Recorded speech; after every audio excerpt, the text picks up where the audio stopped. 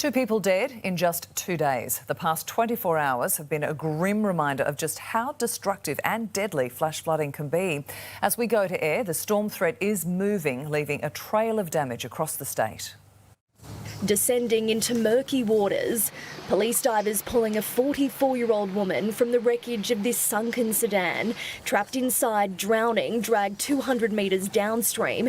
She died in the passenger seat, her 52-year-old partner somehow making it out alive. I think it's more of a shock thing, eh? You don't really wake up every day and expect to see someone getting pulled from a car after a flood, so it's quite devastating. Connor Skur lives right on the banks of Cabbage Creek and was one of the first to spot the car. Pretty confronting. An exhaustive search spanning hours to find the missing woman. Just constantly up and down, torches, lights, everything to maybe, keep an eye out for a body. It was here at this Hungry Jack's drive-through the couple ran into trouble. 9 News understands they watched a four-wheel drive cross floodwaters here, thinking they could do the same. Instead, a torrent sweeping them into this creek.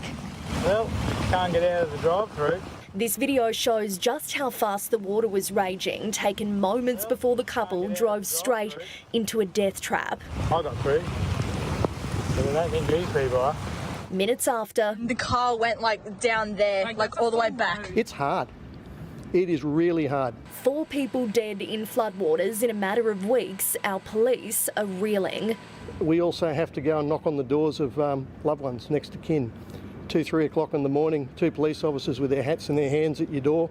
You know straight away what it's going to be. A stern reality that needs to be taken seriously, especially when you consider the last 24 hours.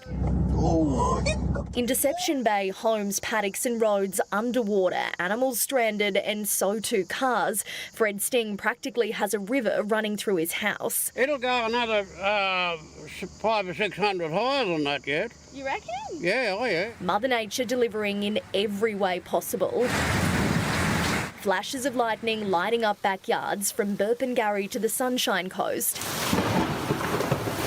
and Brisbane's Bayside.